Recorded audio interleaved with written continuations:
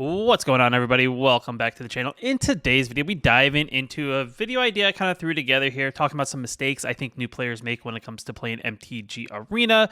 Maybe pointing out some of these mistakes in this video may help you out, whether you're a new player or maybe a player returning back to the game. I do think there may be something for you in this video. With that being said, let's just dive into it and let's just start talking about it. So I do think the biggest mistake I think a lot of players make, especially starting out in the game, is going to be the overall budget that you have when it comes to playing the game. MTG Arena's economy is probably like the most average, I would say, when it comes to TCGs. Like, it has okay payouts when it comes to the daily quest and ways you can earn packs and things like that throughout the game. The one downside to the game is the currency that you have to spend to actually get individual cards you're specifically looking for, and I do think that's where the game lacks. And I do think, especially being a newer player or a player who doesn't have a ton of budget, in a sense, like you're a free-to-play player or someone who doesn't spend money really in the game, this is going to be where decisions kind of matter a little bit more. The game doesn't have a way or a feature to test things out before you go ahead and craft them, so it is one of those things that, especially early on or when you have lack of currency, you really don't want to be wasting the currency, because every single currency, whether it's gold, wild cards, and things like that, are definitely precious to you as a new player. So I do think it's finding that style or finding a way that earns you the best currency. I know early on, my method of really earning currency, as I've done a free-to-play kind of account series where I played through the game free to play, didn't spend a single dime. I spent about 2 weeks farming currency to, do various things throughout the game, whether it was quick drafts with, earning 5,000 currency of gold. It was also waiting 2 weeks till I really figured out what kind of deck I could craft based on what I collected in that 2 weeks. So I do think the one thing, if you're going to go the free to play route or more budget route as a newer player or a returning player, it's going to take some time to farm up currency. And I do think that's kind of like one area that you should focus on. I do think they added a decent feature with the addition of the golden packs that came from Brothers War packs, where every time you buy 10 packs of Brothers War, if you're not really a big fan of draft, you get a bonus pack of getting 6 guaranteed rares. I think one of them is guaranteed to be mythic, 3 of them being from Brothers War, 3 of them being from other standard sets. I do think this is another great way to kind of boost that collection, incentivizing you as a player to maybe spend some currency on some packs, and then kind of going from there. Like I said, it depends on who you are as a player, whether you like drafts, whether you like buying just packs and just playing, the game. I would say, find your path and just kind of stick into that path until you kind of, develop a little bit more of a currency and kind of develop like an over surplus of currency before maybe move on to either another deck or maybe into another format. Moving on to the next topic, I do think that kind of is where I transition from and kind of talking about a format.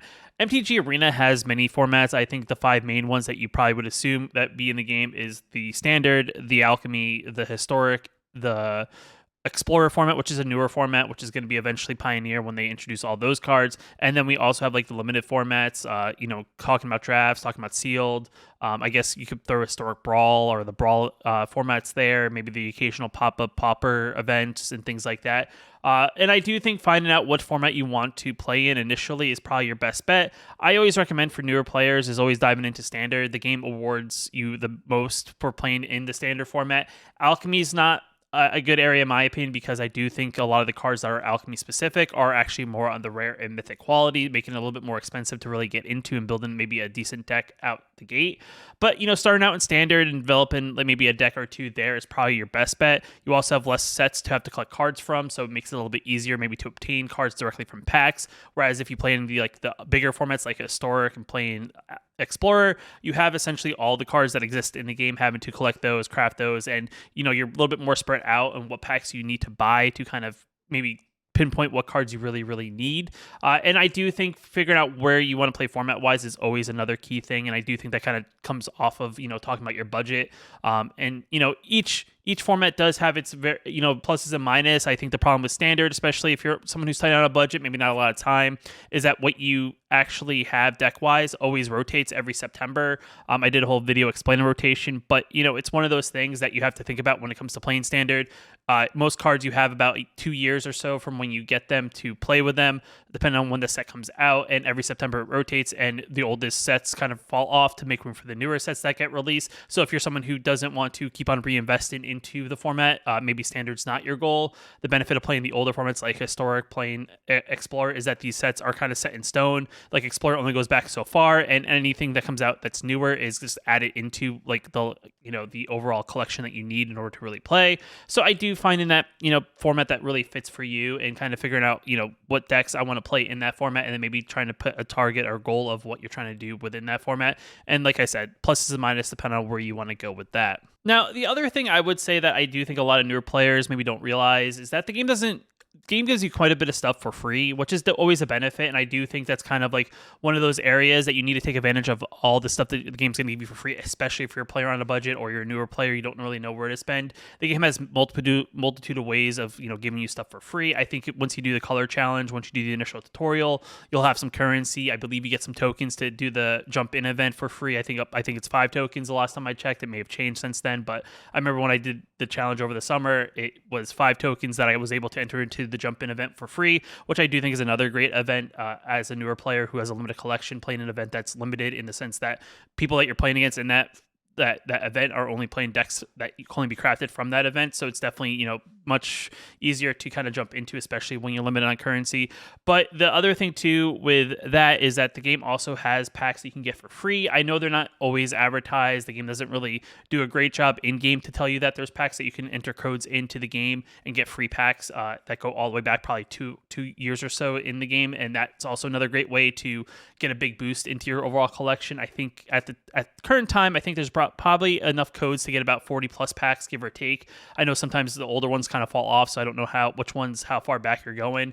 But getting a free 40 or so packs of cards is definitely very good there. The packs themselves contain cards that you may be able to use depending on what format you want to play. Every pack has a chance of opening up wild cards, commons, uncommons, rares, and mythics, which definitely help you out crafting specific cards if you're looking to build a particular deck. On top of that, every pack you open also then increases your overall progress for that wildcard wheel that forms up in the packs page, which is another great area. And I do think taking advantage of this, especially as a newer player, is definitely very good. I would also make sure, like, as a newer player or even a returning player, make sure you're re-rolling your daily quests.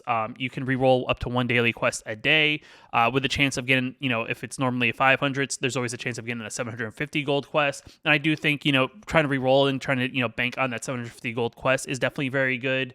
You're not always guaranteed to get one, but occasionally when it pops up, that bonus 750 or 250 gold and the normal 500 is definitely very good there.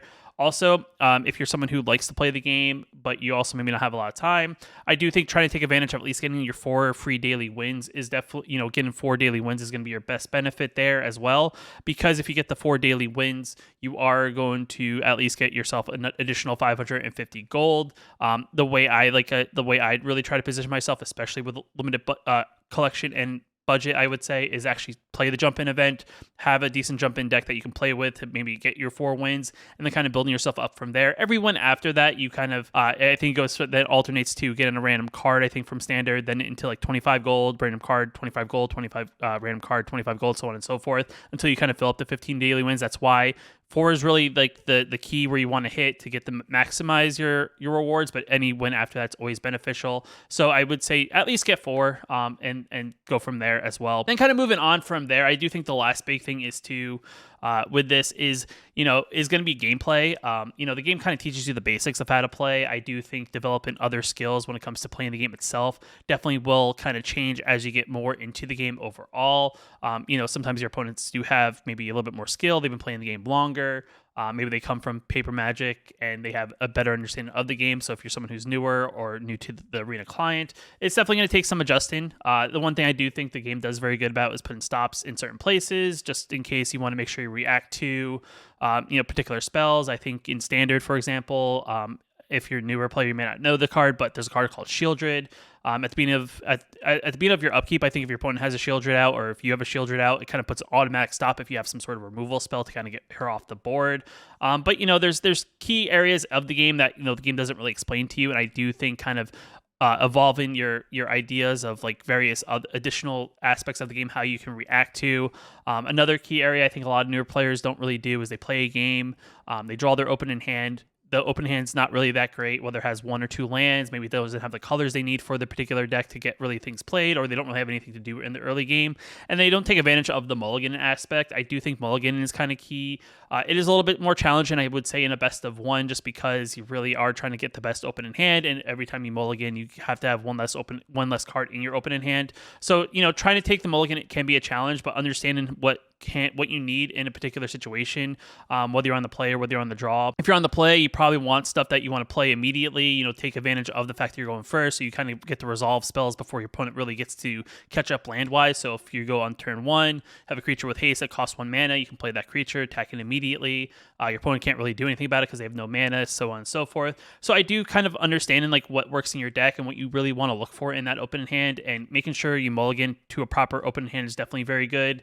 The mulliganing system is pretty forgiving, I would say, because every time you mulligan, you get to draw 7, and each additional time you've mulliganed, you put just one of the cards from your hand on the bottom of your library to try to keep the best X amount of cards depending on how many times you mulliganed. I do think is definitely one key area that, as a newer player, that you maybe also want to make sure you're doing properly as well, which will give you the best chance of winning as well. Another thing the game doesn't really do very well is, it tells you, you draw a card, you play land, you play creature, you may attack, and then maybe that's your turn. I do think, a little bit more of an advanced tip that the game doesn't really explain to you, but you may have seen played on you, is that sometimes you go, or your opponent goes, they immediately go to their combat step and attack, and making you react, making you have that choice. I would say doing something like that is very good, because sometimes if you play everything immediately on the first main phase before combat, your opponent now has a choice of what they want to do, whether it's remove a creature, whether maybe they want to counter a spell, making you tapped out. Making your opponent have to make those tough choices is always very good, and I think, changing up how you do things on your turn is kind of one of those things. Another example is you don't have to play your land on the main phase, the first main phase. You can play it after combat. So maybe your opponent thinks that you only have 2 mana, you just go immediately attack. Maybe they don't do anything about it, or maybe they remove the creature thinking that you don't have another mana to play a spell. It's just kind of switching things up, not doing everything exactly how the game taught you how to do is, I think, another key area that you can also benefit from when it comes to trying to figure out how to properly play the game. And then after that, just remember, setting priorities is definitely very good. The one thing the game does is automatically sets a priority. For example, if your opponent plays a spell, you do have that. It does auto pass to you if you have mana open to maybe cast a spell from your hand. Another thing the game doesn't really tell you is that you can click on the various phases of, which other player's turn. If it's your opponent's turn, you click the little phases underneath their window, and it will hold the priority at certain points of their turn. So if you want to maybe play a removal spell in their upkeep before they draw the card for a turn, in making them have to spend mana before they go into their main phase, maybe making them change up their turn is definitely very good as well. If you want to get a little bit more advanced, and maybe, for example, you're playing at a higher competitive level, I wouldn't say do this all the time, but you can set stops maybe at the beginning of the combat step, so that you give your opponent the idea that maybe there is some sort of removal spell you have in your hand, and you're just deciding to whether to play it or not, to kind of give that bluff idea. This is something you don't want to do all the time, just because, one, it slows the game down, which is definitely, not very fun, because we all hate when the game goes on much longer than it really needs to. Another thing, too, is, your opponents can catch on and just assume that you're bluffing all the time, and they just see through your bluff. It's definitely one of those things I would say mess around with. If there's certain things you want to make sure you're doing properly, this is always a good idea to put stops, just to make sure, because sometimes the game can be buggy and doesn't recognize, that you can do certain things at certain times. So making sure you put stops where you want them is definitely very good, just in general, as a little bit more of advanced play. And then the last thing I would say when it comes to playing the game as well is taking your time. I know as us as Magic players in general, especially in best of one formats, we just kind of just slam things down as we kind of see fit. We don't really kind of read the situation. I do think taking a step back, maybe not saying take the whole rope of time, but taking a step back, kind of analyzing the board, analyzing what you have in your hand, and making sure the play you were thinking of initially is probably the best play. I do think taking some time on your turns is definitely another area that I do think a lot of newer players also struggle with. I also personally struggle with it as well. Maybe I'm just like, I'll just play my cards on curve and just assume that's the best play, but that doesn't always mean it's the best play. Sometimes we want to do the mana effective thing, even if it's not the most effective thing that we could do to maybe, slow down what our opponent's doing, or maybe set ourselves best up for the future. So it's definitely one of those things, just kind of reading the board and reading the situation of maybe trying to make the best play based on that, and just making sure you don't just force yourself to do those key moves. And then the last thing I would say, just overall, I do think this is another key area that a lot of players struggle with, is just overall patience of playing the game as well. If you're a newer player to any trading card game, you are definitely behind the curve, especially against other players who have maybe more established decks or just been playing the game longer. They kind of understand the ins and outs of the game. And I do think there is that patience of when you're playing something and you're new to it, the game doesn't really have a good, like, outside of the tutorials and maybe the jump in event, the game doesn't really have a lot of other ways for new players to really kind of get into the game, kind of understand the nuances of particular cards and things like that. You can jump into the play queue, and the game tries its best to sometimes rank you against decks that maybe are a little bit more fair, but a lot of times you may get up against a very strong meta deck, and that definitely is kind of demoralizing. But I do think you can't let those kind of bad beats happen immediately.